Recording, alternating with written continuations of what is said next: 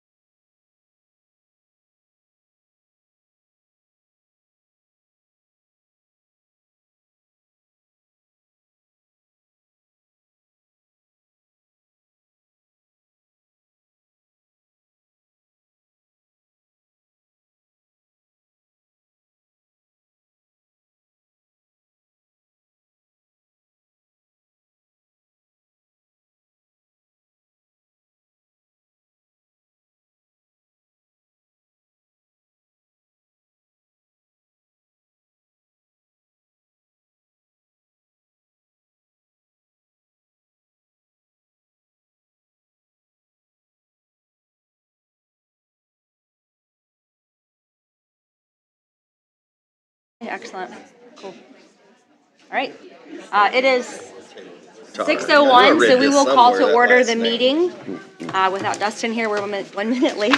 Don't tell him that. So, calling to order the regular school board meeting for the Franklin County Community School Corporation, Monday, May 11th, 2026.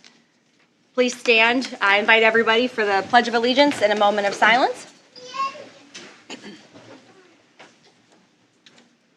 I pledge allegiance to the flag of the United States of America and to the republic for which it stands, one nation, under God, indivisible, with liberty and justice for all.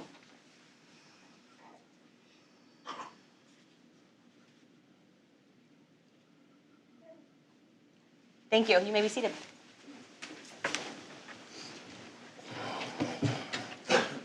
We will start with item number 3, roll call. So this is by roll call. We will do attendance to be recorded for the members who are present. Jessica Brennan, I am present. Greg Burris. Here. Beth Foster. Here. Katie Holman. Here. Kevin Kaiser. Here. Kim Simonson. Here. And Brandy Wilson. No. Brandy is not present. Okay. Item number 4, celebrations. Shannon, I'll let you take that.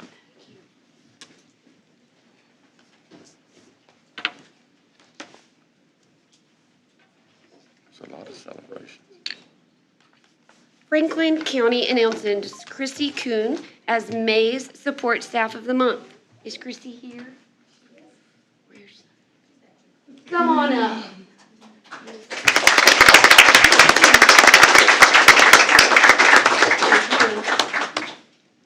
Franklin County Community School Corporation is excited to recognize Mrs. Christy Kuhn, paraprofessional at Brookville Elementary, as our support staff member of the month.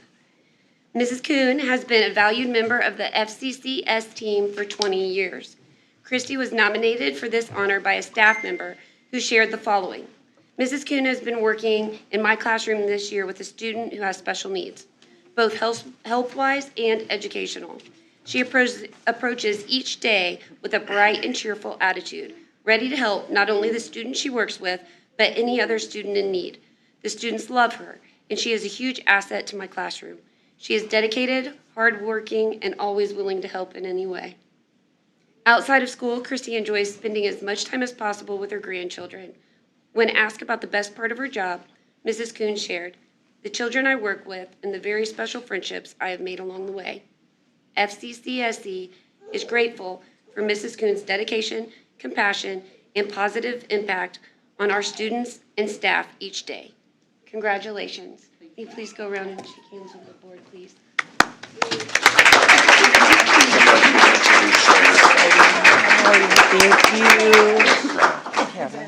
Thank you. Good for you. Thank you so much. Congratulations. Appreciate it greatly. Should And introduce this is for Shannon you. since The Dustin's stay not here. easily accessible. You might ask Jessica. Oh, okay. Jessica, Do you want to do a You picture think now? we- We can do a picture now. you She's think up we here. You need to can do a picture introduce now. Shannon? Do you just want her Since or with her Dustin's family not too? here. Or Most both? people will Who probably did she bring with her, know. Shannon? Who did- I will you think it introduce might us? be- You brought with us, thanks. They may, No, when she- they may not know who she is. And if you'll stand up against the wildcat.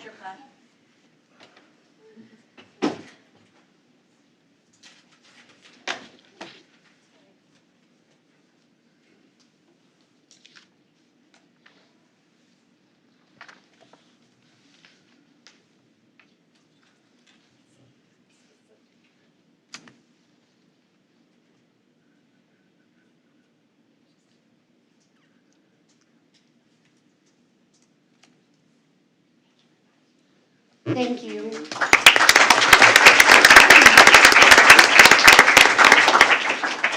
Mrs. Taylor, will you come here, please? Franklin County announces Laura Taylor as May's Educator of the Month. Franklin County Community School Corporation is proud to recognize Ms. Laura Taylor, fourth grade teacher at Brookville Elementary, as our Educator of the Month. Mrs. Taylor earned her Bachelor of Science in Elementary Education from Indiana University Bloomington and her Master of Science in Elementary Education from Indiana Wesleyan University. Laura has dedicated all 33 years of her career in education to FCCSC. Laura was nominated for this honor by a parent who shared, "Mrs. Taylor is my son's teacher this year, and from day one, she has been phenomenal. She has always been fantastic with communication and is willing to go above and beyond to address any issues or concerns brought to her attention. My son started having some significant emotional struggles over the last month or two, and I can't put into words how much her patience and kindness have meant to us. She has made adjustments for him and gives him what he needs to feel comfortable, while still encouraging him to succeed. She knows how to build his confidence when he needs it and when to give him space for his emotions.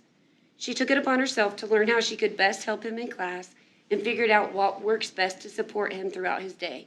She takes interest in the things he enjoys and connects with him in a way that keeps him engaged and excited about learning. I know managing an entire classroom is challenging enough without additional concerns, but she handles it wonderfully and has never once made us feel like he is a burden. He feels safe with her, and she is consistently communicating with me about his day, ways he can continue to support him, and words of encouragement. Sending your child to school when they are struggling is one of the hardest things I've ever done, but Mrs. Taylor truly eases my mind because I know she genuinely cares about him and will make sure he is in good hands. I couldn't have asked for a better teacher for his 4th grade year, and we are so grateful for her."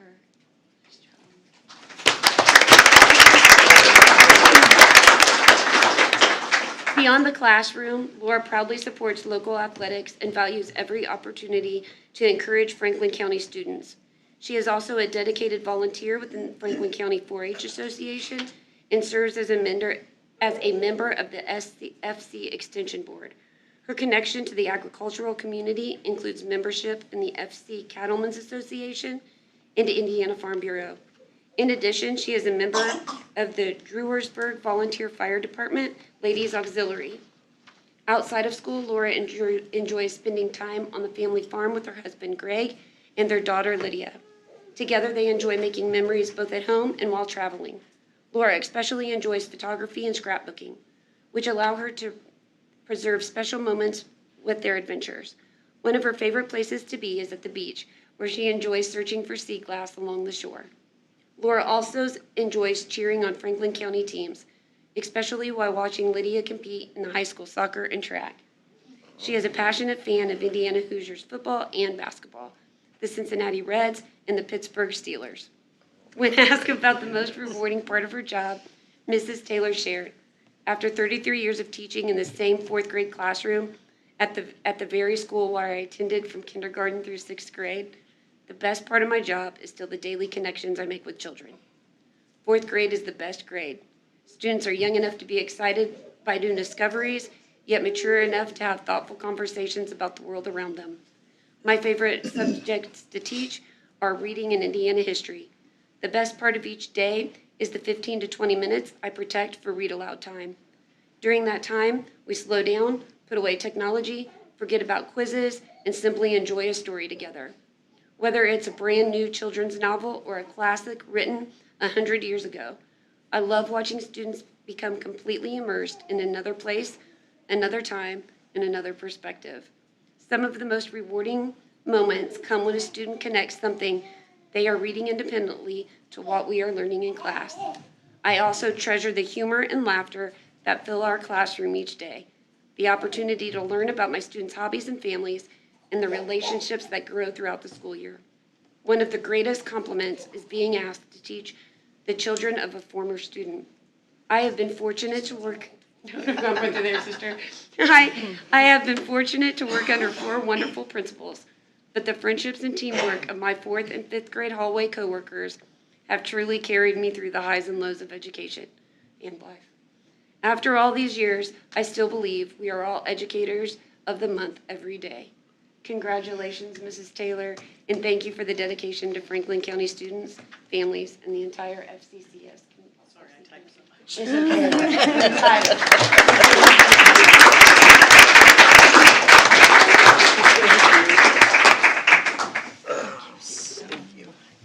You make the hall great. I thought you were writing all of that. Oh, no. Oh, I'm not drinking your water. Don't worry about Sorry. Congratulations. Thank you. Congratulations. Thank you. Here, I'm gonna give these to you. Why do I have all these? And we have a couple more celebrations after this. Tim's thirsty.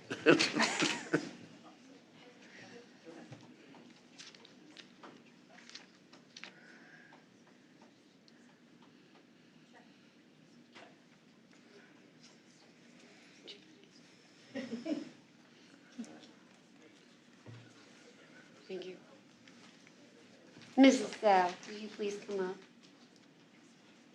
First, we have our artwork dedication. Where's WD?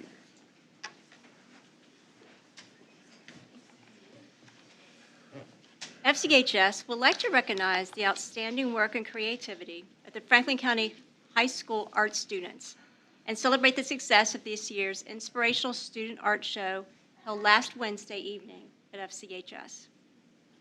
Throughout the evening, students proudly showcased a wide variety of artistic talents through perspective drawings, color theory paintings, ceramic pieces, wire sculptures, photography, and several unique three-dimensional self-designed projects. The event highlighted not only the creativity of our students, but also the dedication, the imagination, and growth they have demonstrated throughout the school year. The following students are recognized with Artist of the Year awards for their respective courses. Intro to 2D Art was Amelia Cerveas. Advanced 2D was Riley Kennedy. Ceramics was Savannah Phillips. Intro to 3D, Sophia Williams. Photography, Riviera Godard. And Advanced 3D is Riley Fox. This evening, several students will also present their creative landmark paintings representing important locations throughout Franklin County. These works reflect both artistic talent and community pride. Haley Walston, Covered Bridge. See it. Oh, it's beautiful.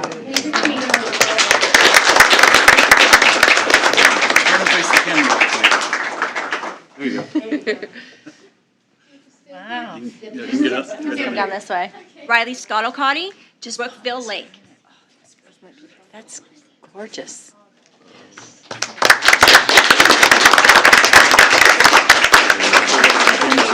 Online can see it. There's a camera right there behind Mr. Dieters. They want to see it. Matilda Mary was Eagle's Nest. Matilda's not here. She had a tennis senior night, but this is the Eagles' Nest.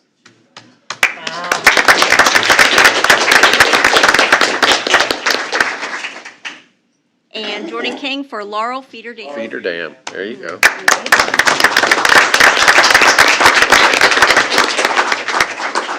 We also have Leah Walston for Metamora Mill. Okay.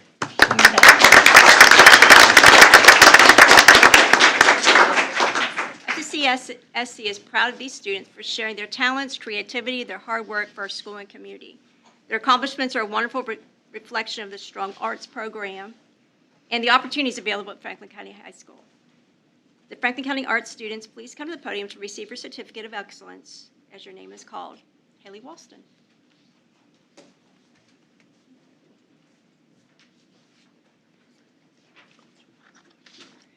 Leah Walston. Okay.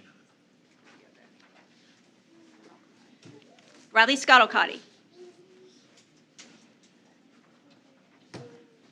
It's her dad, you know. Got to get in there.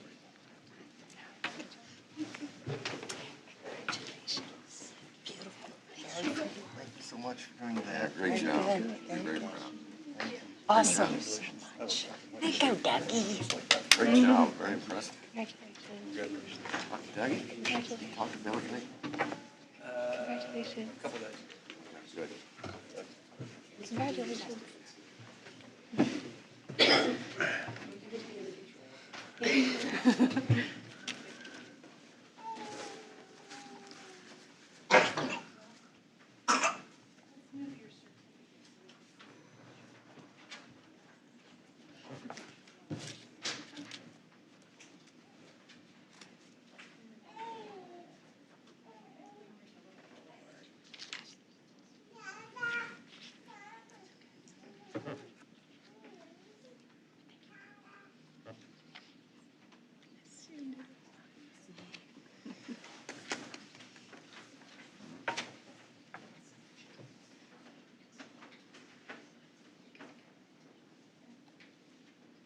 Next up is our academic team members. Members of the FCC School Board of Trustees, administrators, families, staff, and guests, tonight we are excited to recognize and celebrate the hard work and accomplishments of Franklin County High School academic team students in social studies, science, math, English, and the fine arts. These students have dedicated countless hours to studying, practicing, and competing, representing FCHS with pride throughout the school year.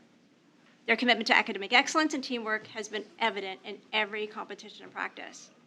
Under the sponsorship and leadership of Mrs. Dawn Hurdle, Academic Team Coordinator, she's here this evening, Mr. Michael Kristoff, Social Studies, Mrs. Cindy Andrews, Science, Mrs. Sharon Volk, Math, Mrs. Candace Kirschville, Fine Arts, and Mrs. Wendy Bischoff, English. Students have been encouraged to challenge themselves academically while building confidence, collaboration, and leadership skills. The academic team experience pushes students to think critically, work together, and grow beyond the classroom. And these students have truly embraced those opportunities. On March the 9th at 5 o'clock, the FCHS academic team traveled to Batesville High School to compete in a practice round for the academic Super Bowl. The FCHS science team placed third. The science academic team members, Willa Bruns, captain, Dorothy Wendell, Kaylee Reilly, Emily Peace, Ariana Larson, Maria Cox, and Ayla Taylor. Also that same evening, the FCHS Social Studies academic team earned second place. Those two social studies students happened to be Isaac Johnson and also Pete Ho. On the 21st of April, the FCHS academic team competed in the regional Super Bowl meet. Two teams earned impressive second place finishes. Math, represented by Jacoby Daughtery, Maria Cox and Ayla Taylor, and Social Studies represented by Pete Poe. FCCSC is proud of each of these students and grateful for the coaches, teachers, and also that of the families who continue to encourage and support them. We congratulate the academic team members for their outstanding efforts and for being such positive representatives for Franklin County High School. At this time, we are proud to recognize our Franklin County High School academic team. Students, please come to the podium to receive your certificate when your name is called. Kaylee Reilly.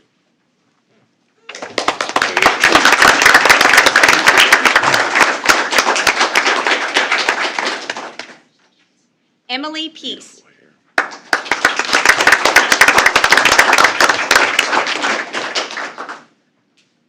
Pete Poe.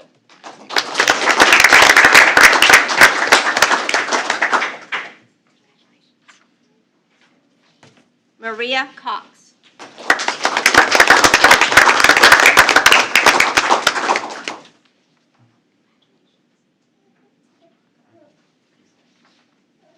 And last but not least, Jacoby Daughtery. Not with us this evening. Thank you all for your support and obviously their dedication. We will continue to do just as well as we typically do. And thank you for supporting the academic, athletics, as well as other organizations at Franklin County High School. Congratulations. Congratulations to you. All these things. Congratulations. Great job. Congratulations. Good job. Great job. Congratulations. Great Smile, job. baby. Congratulations. Great job. Appreciate it.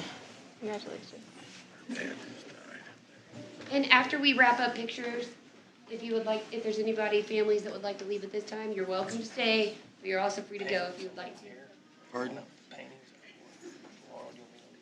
Yeah, our principal's right there if you want to give them to him. It's right here. Doug, thank you. Andrew, thank you for coming to pick these up. Guys. Greg, we'll see you, buddy. See ya. Yeah, you got it. Give them a minute. Really, really good. What? Covered bridge. Yeah, I like that. You see, did you follow Pam Deaton now? Did you see what she's doing? Yeah, I can't imagine all that stuff. All right, moving on to item number 5, statements from the public and employees. In order to address the board, individuals must sign in prior to the start of the meeting. Individuals who have signed up are given 3 minutes to speak. A maximum of 5 individuals may address the board regarding the same topic, issue, or concern. And individuals are asked to avoid repetition and shall not be permitted to use names of individuals, individual employees, or students. Shannon, Jag's not here. No, Jag is not here today. Okay. Okay, thank you. Excellent. So we'll start with public comment, and we do have quite a few signed up. First, we have Sarah Duffy. And this is regarding the topic agenda. Hi, I'm Sarah Duffy, and I'm requesting that you provide more information to the public about 2 items. The first one is the specific renovations which are planned for the schools and for which schools. And the second one is, how will you pay for the $25 million in renovations that I read about on Facebook? Thank you very much. Thank you, Sarah. I should have also said we typically don't respond on the spot, but we often will follow up with you. And Sarah, in your case, I think we'll be able to have that coming out very soon. Thank you. Yeah. Excellent. Next, we have Carissa Turney. Topic is developmental pre-K. Good evening, board members. My name is Carissa Turney. I am a lifetime resident of Franklin County and a parent of 4 children enrolled in this district. I'm here as a concerned parent of a preschooler and a concerned community member. My son attends the developmental preschool at Brookville Elementary. This past year, he has made great progress, which is a direct result of being in a specialized setting led by a master-level expert. For a child like my son, the bond he has built with his teacher is his foundation. He trusts her and feels safe with her. Next year is my son's last year of preschool, the most crucial year of his early education, yet the district is planning to dissolve the program that has given him that success. By moving to change the program before individual case conferences, the district is engaging in predetermination. Under Article 7, my son's placement must be an individual decision. Trying to force him into an inclusive model before we even discuss it ignores the law and progress he has made. I have also been told we understand if we don't meet your family's needs, and we can't make issues when none have taken place yet, but that is not how free access to a public education works. If the district moves forward, we no longer have a developmental preschool option in this district. Inclusion is not a one-size-fits-all fix. Some children require a specialized setting. By dissolving this program, you are removing the safety net my son and other children need to bridge the gap to kindergarten. The proposed model moves my son's expert-level special ed teacher to a gen ed class and replaces her with a gen ed teacher who lacks special education expertise. A K-6 licensed special ed teacher would then perform pull-out, push-in services. My son requires specially designed instruction, which cannot be replicated in a push-in, pull-out model. He requires real-time, in-the-moment instruction. While that K-6 licensed special ed teacher can be my son's teacher of service and teacher of record, that is not true of all preschoolers with disabilities. Certain disabilities, such as autism, specifically require a preschool special ed licensed teacher. This means some children would need to have a separate teacher of record who will not be in the classroom and who also leads a K-5 special education classroom herself. This is essentially creating a ghost teacher of record to make paperwork appear legal, a practice the state of Indiana does not recommend. I'm also under the impression that enrollment for typical peers has been underwhelming, leaving the ratio shaky at best. Once a class reaches 50 typical and 50% special ed, it must be coded and reported as a special education setting. A general education teacher leading that classroom then becomes illegal. Why should we move a master-level expert to a gen ed role and break the vital bond my son has formed when he needs it the most? Why should we no longer give Franklin County families the opportunity for their preschoolers to have a developmental option in the district they live in? Why are we potentially pushing families away from Franklin County when we desperately need families to stay?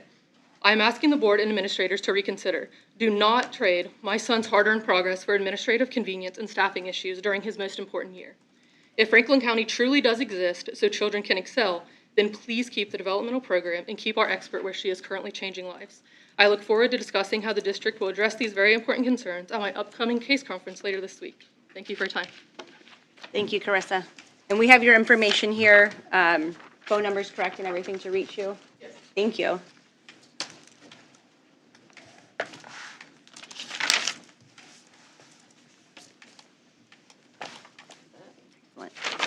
Next, we have Brittany Fernandez regarding homeschool extracurriculars.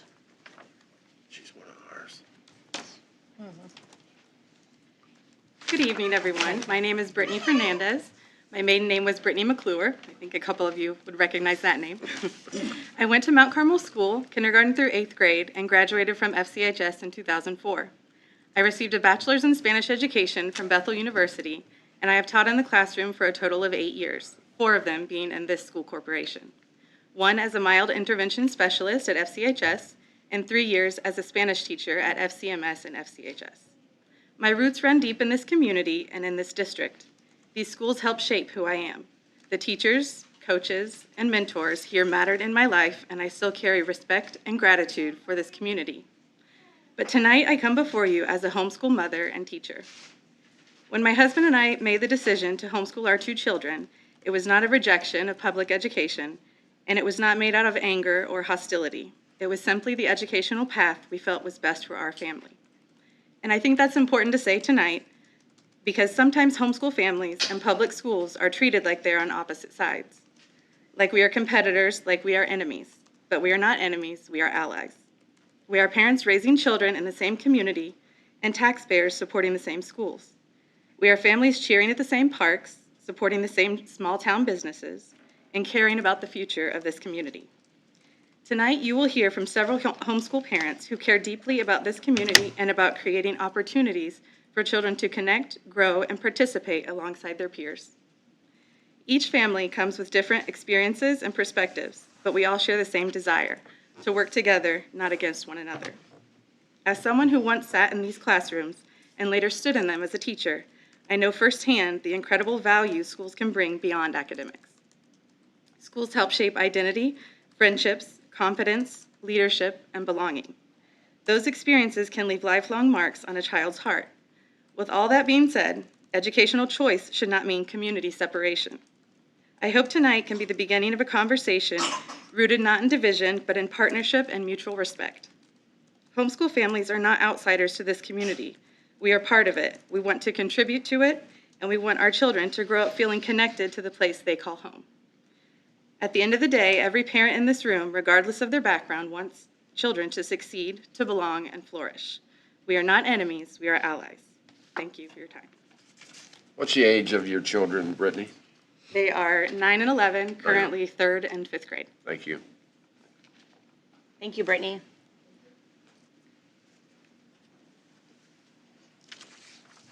Next, we have Heather McCullough on the topic of homeschool sports.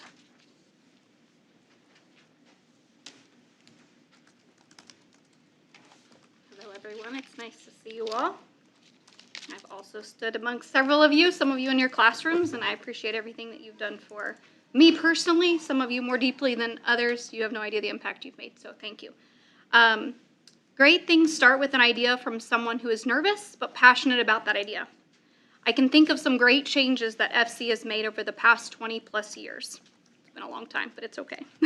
I see they changed their policy on female wrestlers and have a wonderful team that did well this year, even getting a police escort back home. This was a big no until people stepped out asking for change, and they saw how great it could be for children in our community and Franklin County schools. In 2004, 2005, I wish I had the handbook for you. I tried to find it. It's a little hard to find. The handbook was changed so that students could graduate early with academic honors after a student finished all the criteria in 7 semesters instead of 8.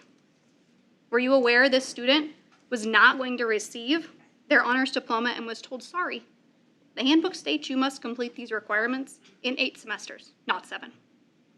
This student had come and nervously request a policy change, saying, can we please reconsider this handbook policy? The student said, if I am the first to complete the credits in less time than mentioned in the handbook, shouldn't this be a celebration, not a punishment? If that student hadn't been brave enough to come and ask for change, their diploma would look a little different. I don't come to talk about me. I come to talk about a community full of people and a community full of mothers, fathers, everybody doing the same thing, all wanting to educate their children the best they know how. And that person, there was me. I've learned all great things start with an idea, but if you don't ask, the answer will always be no. I'm asking that you as a board member consider allowing homeschool students of Franklin County to play sports and be involved in clubs and other activities as well. As an educator with 3 degrees and 13 years experience as a graduate from FCHS, I have a few questions for you about homeschooling. Doesn't every teacher in America say parent involvement is key to a child's success? Don't they also say it's important to individualize and adapt curriculum to meet that child's needs? So why is homeschooling somehow seen less than public school? I was guilty of this mentality as a public school teacher.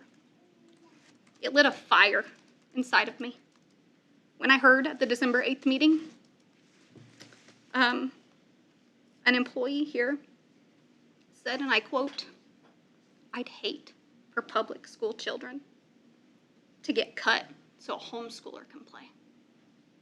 The number of homeschooled children has done nothing. It's doubled in the last 5 years, and it's rising as I speak today. My children submit quizzes, tests, reports, projects, final exams to be graded by top-notch educators and receive report cards just like FC students do. And I have to say their teachers pretty hard on them. I think there are many ways this policy could change, could help not only the students and families, but Heather, also... your time is up. Would you like 30 seconds to complete your thoughts? Sure. Okay. Could not only help, but also could help Franklin County schools as well. We are FC, as the cheerleaders chant, all children in Franklin County have a right to education, and they should all have a right to county sports. If we as FC actually believe and want the sports programs to thrive, which some of them only have a few students, especially the elementary schools, all of the talent we have here in Franklin County, you also never know what relationships built on the field and the court might bring homeschoolers back to public education.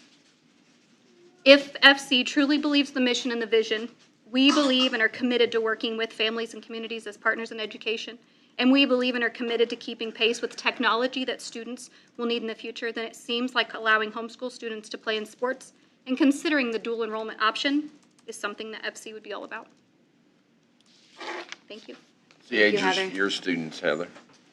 I will, well, right now, 9, 11, 14. So currently in. So you have one high schooler? I will have one in high school next year. He'll be a freshman next year. Okay, thanks. Thank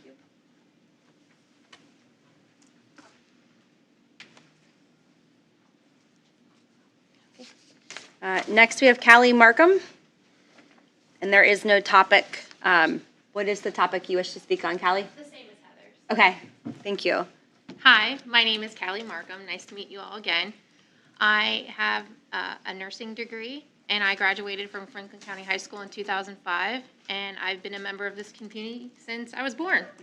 So, members of the board, I want to address that the claim that allowing homeschool and K-12 students to participate in extracurricular activities is unfair.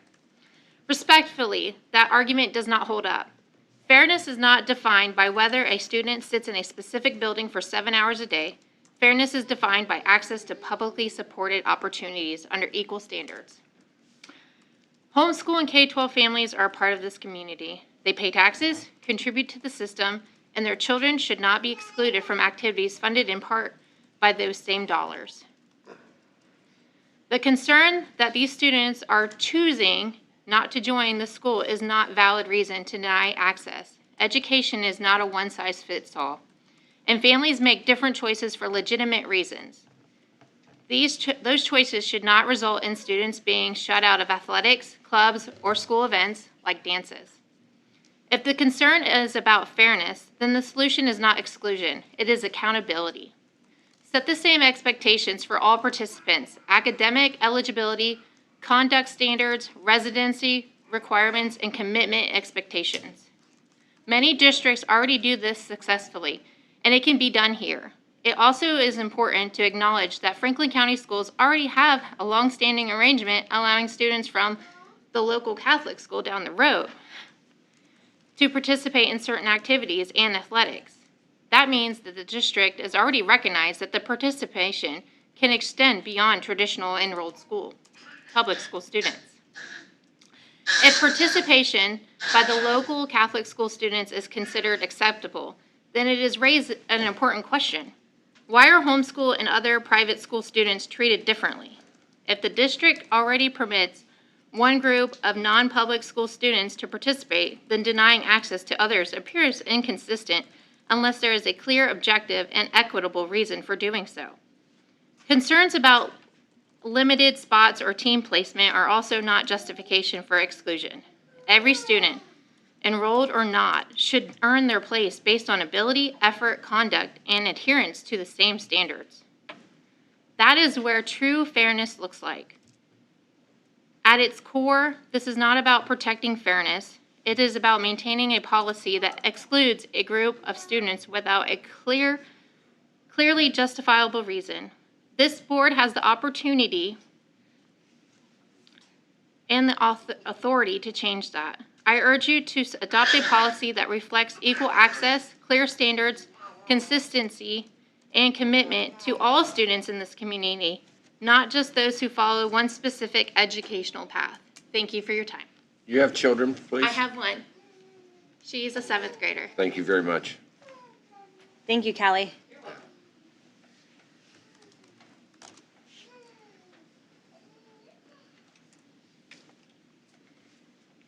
And next we have Kelsey. Pause. Did I say that right? Okay.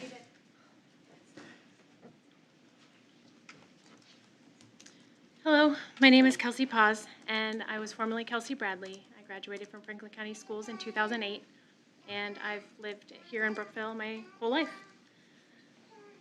Tim Tebow, Serena Williams, Blake Griffin, Simone Biles, Bethany Hamilton, Jason Taylor. We'll come back around to those names momentarily, but first I wanted to state that the purpose of athletics is not merely to reward classroom enrollment status. It is to develop discipline, teamwork, character, leadership skills, and community involvement among students. The IHSA's eligibility guidelines already recognize that homeschool students can meet the same standards of fairness, accountability, and competitive integrity as traditionally enrolled students. This is the reason the IHSA's Rule 12-5 was created in the first place. These requirements directly address the most common objections that students won't be academically accountable, that families will abuse the system for sports, or that it creates an unfair advantage. Safeguards already exist to specifically prevent those concerns. Excluding homeschooled children from participation creates a system that weakens community inclusion rather than strengthening it. I realize that schools are not receiving government funds from students who are not enrolled. But if the issue is a financial one, then allow us the opportunity to pay to play. Preventing homeschool students from participating can isolate students from their local peers, even when they live in the same district, attend church together, volunteer together, and otherwise participate in the same community. The IHSAA itself stated that the policy change, which was adopted in 2013, 13 years ago, mind you, was intended to expand participation opportunities while preserving competitive fairness.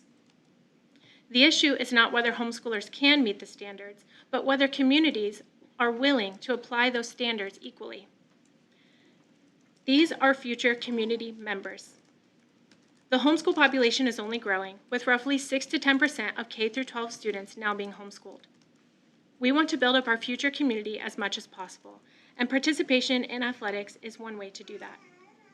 Not only does athletic participation enrich the students who play, but the players help to enrich the athletic programs as well. Those names I listed off in the beginning, those are just a few professional and Olympic level athletes who were homeschooled. Homeschooled students often participate in travel sports at high levels, bring additional talent depth to teams, increase community engagement, and have flexible schedules that allow for greater training consistency. So in the end, we both stand to gain something by allowing homeschoolers to play. So what exactly is the issue? Is it money? Is it something else? Because I guarantee if you were to give us a list of potential barriers preventing our children from participating, we would find solutions. We are homeschool parents. We are crafty, we are resourceful, we are motivated, and we solve problems every single day. But we need you, the board. We need your yes, we need your support. We need to make this change together for the betterment of our children and the future of our community. Thank you. Thank you, Kelsey. The age of your children, Kelsey? I have a 5th grader and a 3rd grader. All right, thank you.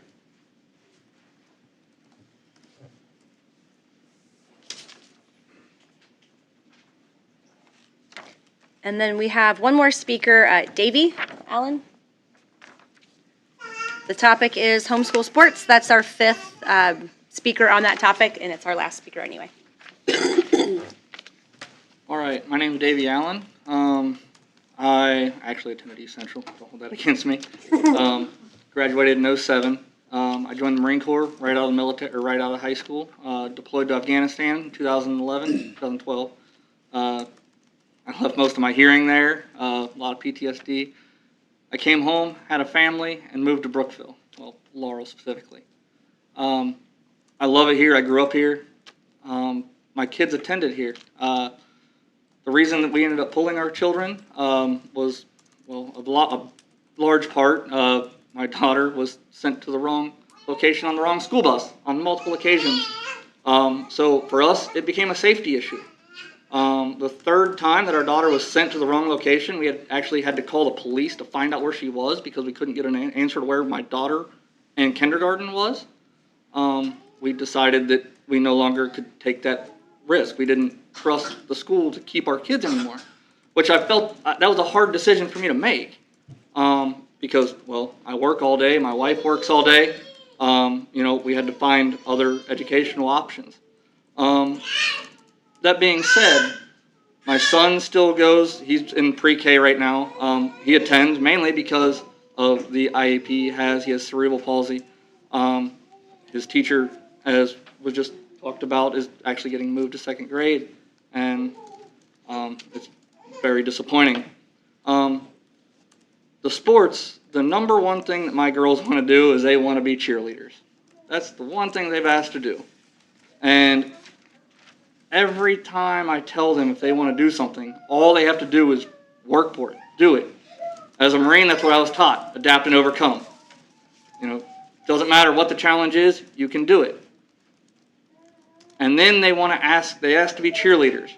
They practice, they go, they get the pom-poms, they dance in the living room, they go to sign up, and they're told they can't because I made a choice for their safety.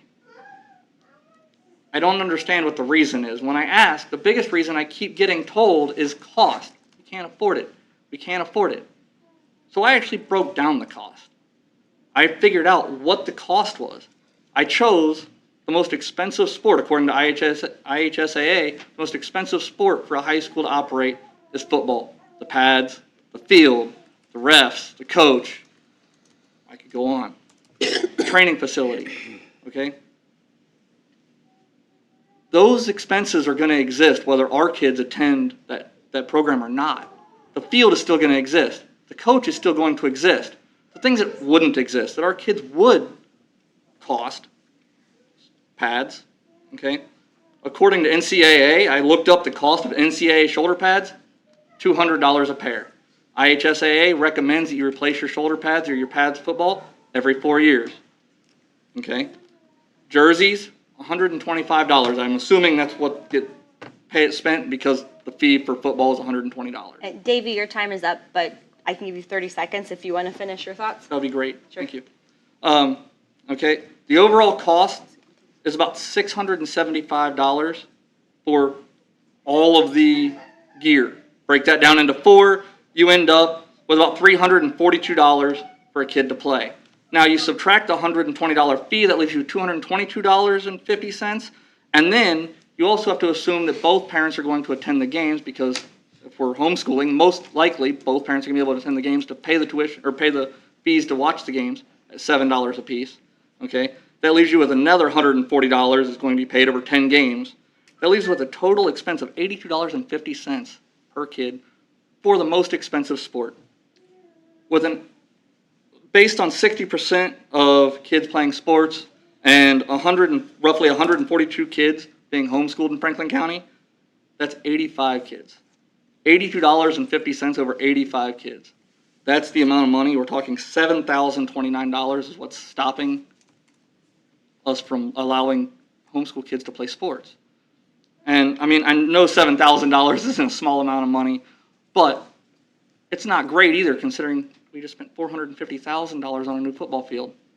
We just spent several $1,000s on a new sign. I'm not saying they weren't needed. They look fantastic. They work great. They're great for the kids.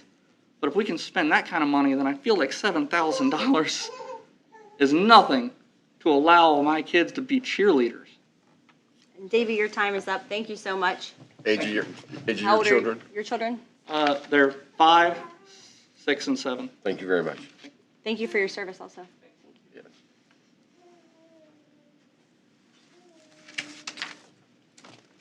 Okay, I think that concludes our speakers. I have everyone's information here, and like I said, we typically won't respond on the spot. We usually will follow up with you.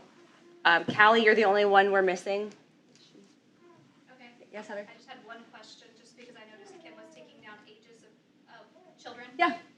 If he would like, we can get together. We have several families that were unable to attend due to different events, and you have some in the audience that weren't speaking because we knew the 5-limit rule.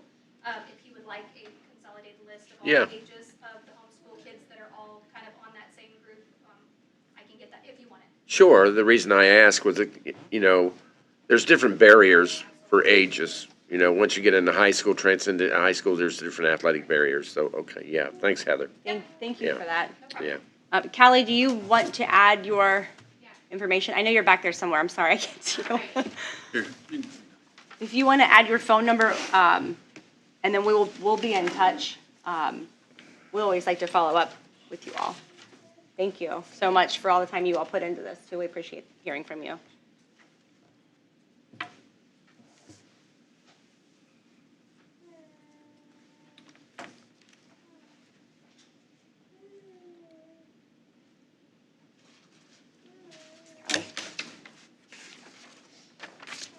I think that concludes our public comment and employee comment. We had no employee comment.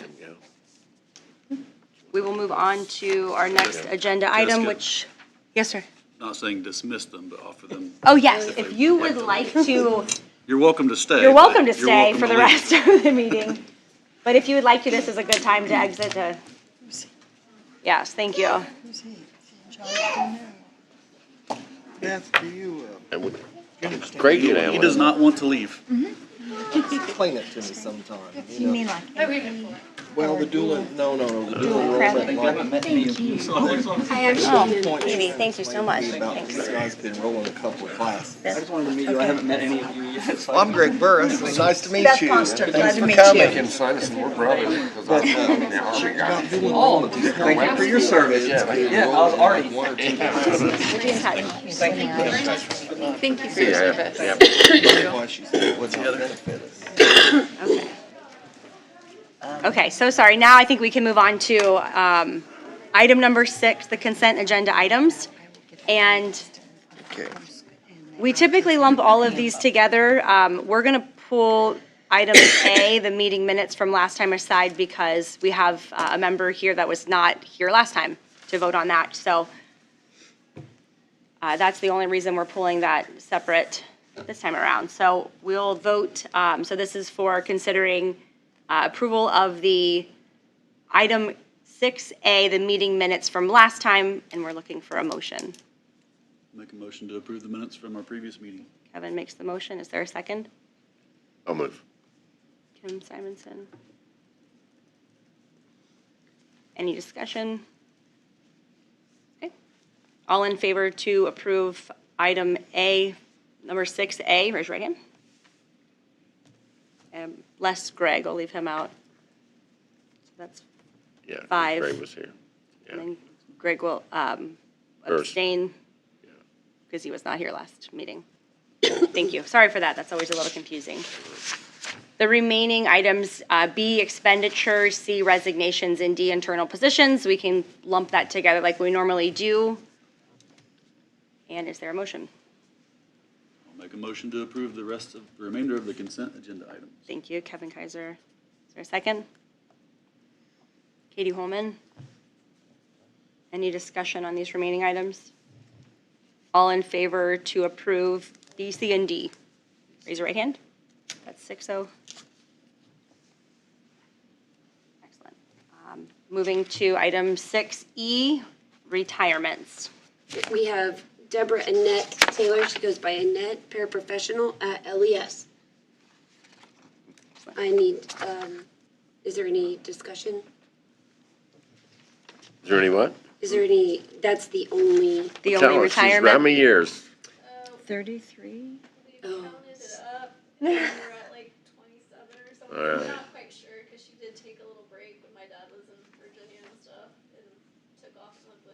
Yeah, we're all at Laurel? Yeah. Excellent. Yeah, it made me kind of perk up because I had her as a student. You're old, though. Is there a motion? Yes, so moved. Thank you, Beth Foster. In a second, Katie Holman. Any other discussion regarding our retirement? Thank you and congratulations. Wish you Congratulations. success. For Yeah. her years of And thank service you. at Laurel. Excellent. All in favor of accepting our retirement, raise your right hand. That's 6-0. And that puts us to F, new hires. Our new hire is Lydia Morford for the cafeteria at FCHS. Excellent. So we have Lydia Morford. Any motion? So moved. Beth Foster, is there a second? Katie Holman, any discussion? Okay. All in favor to approve our new hire, raise your right hand. 6-0. That puts us to 6G, the personnel for extracurricular. I'll let you read those. Okay, we have an extensive list tonight. At BES, we have Taylor Schnittker for cheer coach. At FCMS, we have Jill Schnittker, football cheer coach, and Hunter Sheehan, head football coach. At FCHS, we have Wes Gilman, head varsity football, Adam Kelly, varsity assistant football A, Tony Flume, varsity assistant football B, Denny Dorrell, varsity assistant football C, Mike Rauch, varsity assistant football C. The split will be between Denny and Mike. Joe Holleran, varsity assistant football D. So these are salaries, Shannon? I mean, when we say that? Yes. See, they're split. Different salaries are correct. splitting. They're splitting. Different levels of salaries, yeah. Yes, through an ECA. Yeah. Mike Rauch, varsity assistant football D, and Joe and Mike are splitting as well. Justin Seals, freshman assistant football. Stone Laughlin, head freshman football, and that's going to be split with the following, which is Mike Rauch, head freshman football. So the two, Mike and Stone, will split. Steve Moorhead, head freshman football, and Justin Seals, head freshman football. They will be split. And then Wes Gilman, football summer coordinator. Ashlyn Sackstetter is head dance coach. Ashley Turner, assistant dance coach. Sam Arnold is track coordinator and assistant track coach A.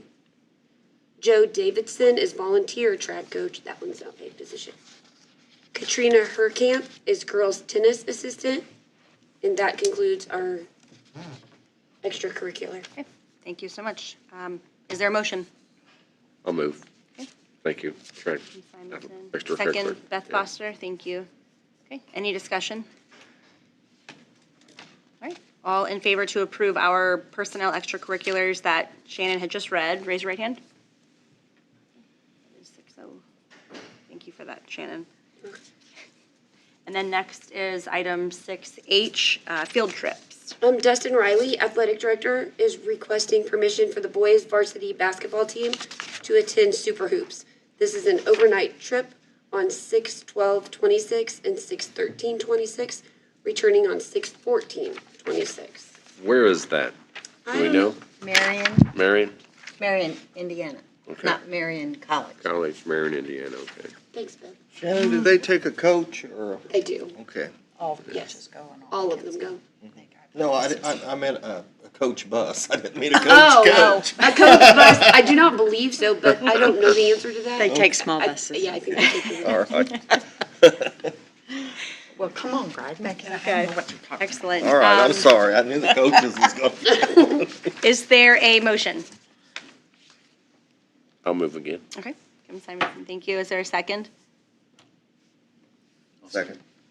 Greg? And any discussion, further discussion? Okay, all in favor to approve this field trip request, raise your right hand. That's 6-0. Great, thank you so much. That takes us to item number 7, our financial reports. Kendra, I will let you have that. Okay. The education fund balance as of April 30th, 2026 was $5,548,695.08.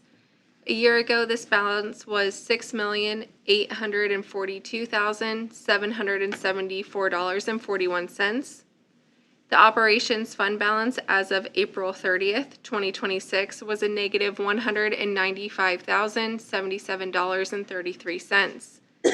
A year ago, this balance was negative $847,789.69.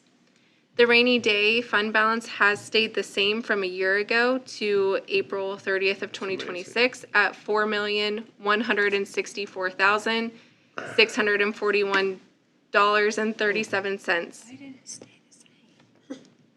Why did it stay? Don't we have it invested? It is, and that's where the investment dollars come in next. The next Okay, line item. gotcha. But no, you're fine. The investment interest earned year to date as of April 30th, 2026 was $159,588.36. A year ago, this balance was $156,180.87. Just a reminder to the board that in the month of April, I did do an education to operations fund transfer of $1 million, which was approved. We approved a blanket resolution to be able to do so last fall. In addition to that, we have not yet received property taxes, as today was the last day to collect them. Hope everyone paid their property taxes. No.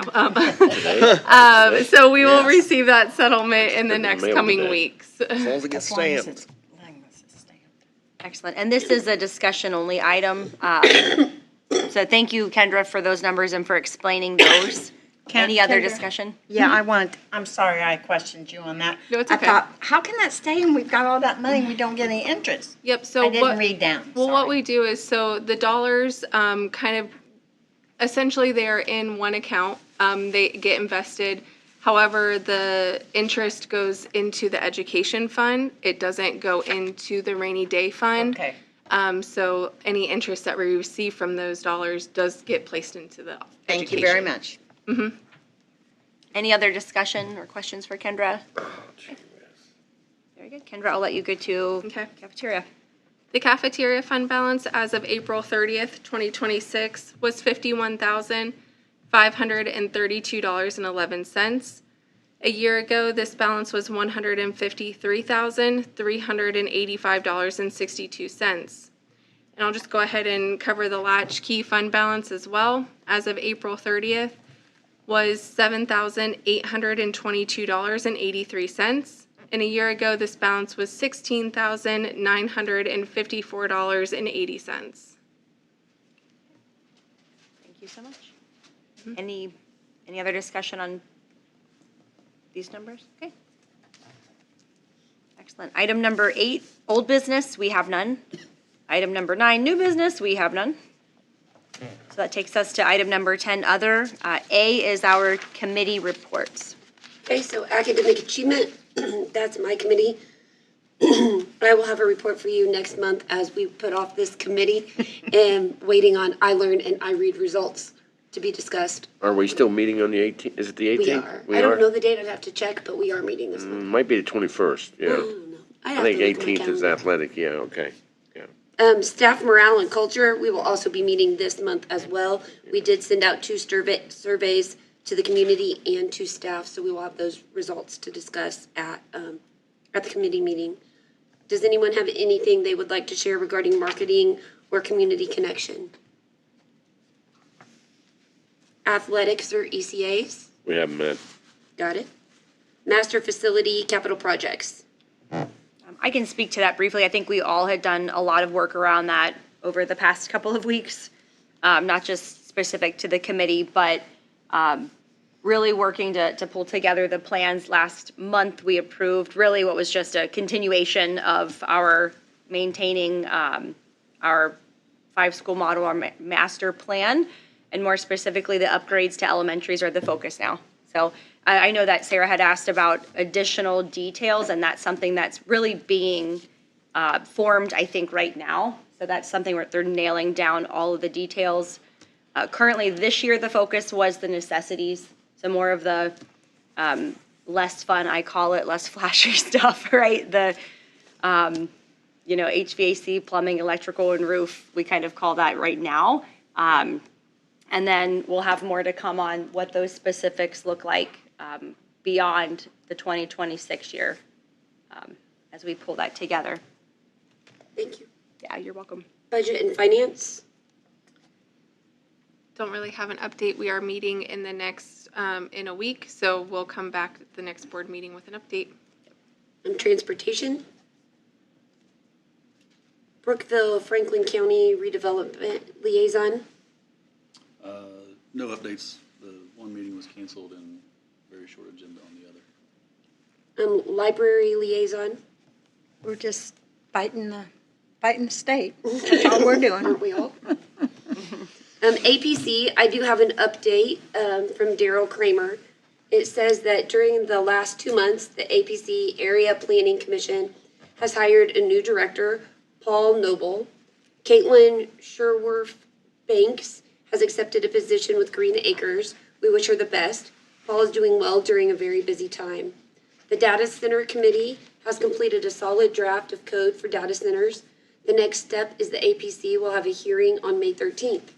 The proposed code will control where data centers are allowed, how problems of vibrations, shadowing, noise, setbacks, site development standards, residential protections, lighting and glare, water supply and resource management, voluntary community benefits agreements, community impact evaluation, transportation impact and construction management, noise modeling and acoustic analysis requirements, and enforcement and civil penalties. This is quite detailed, and the committee has done a great job.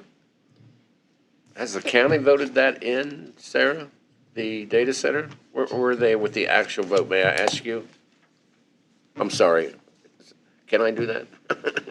I'm just going to come up here so people at home Yeah, can okay, hear your yeah, answer. yeah. But tomorrow, Wednesday night at 6 o'clock, there will be a public hearing about the proposed ordinance. Uh-huh.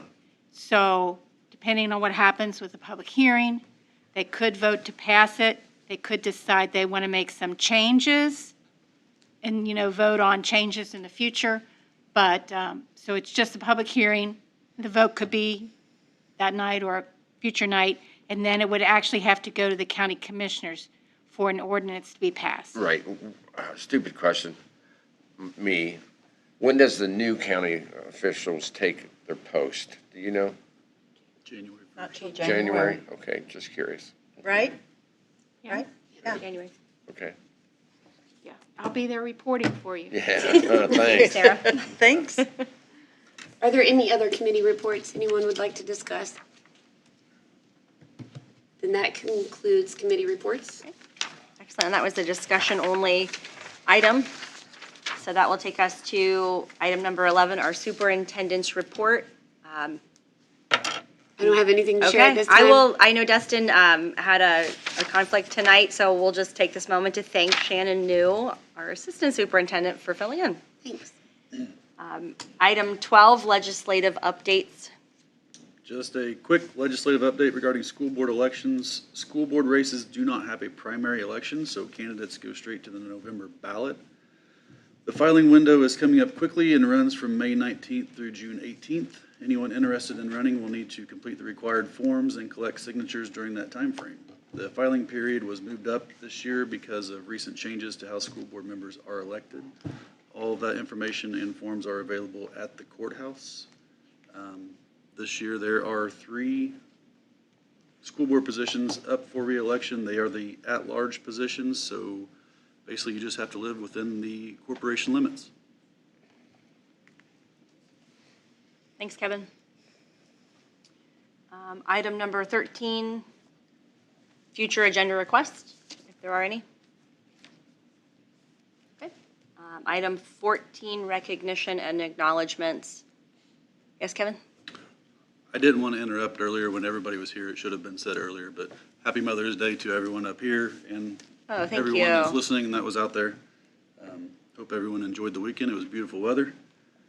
And I'm going to say now, congratulations to all of our graduates. I will be at my nephew's graduation that day, so I will not be in attendance, but congratulations to everyone, and I hope it's beautiful weather for everyone here. Yeah, thank you. Yeah, that is going to happen before our next meeting, which is crazy to imagine already. So, yeah.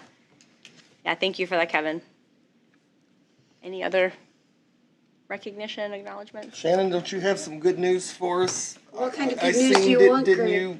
I did. I graduated on May 1st with my EDS, which is a specialist in education. So all I officially have left to do is my dissertation for my doctorate.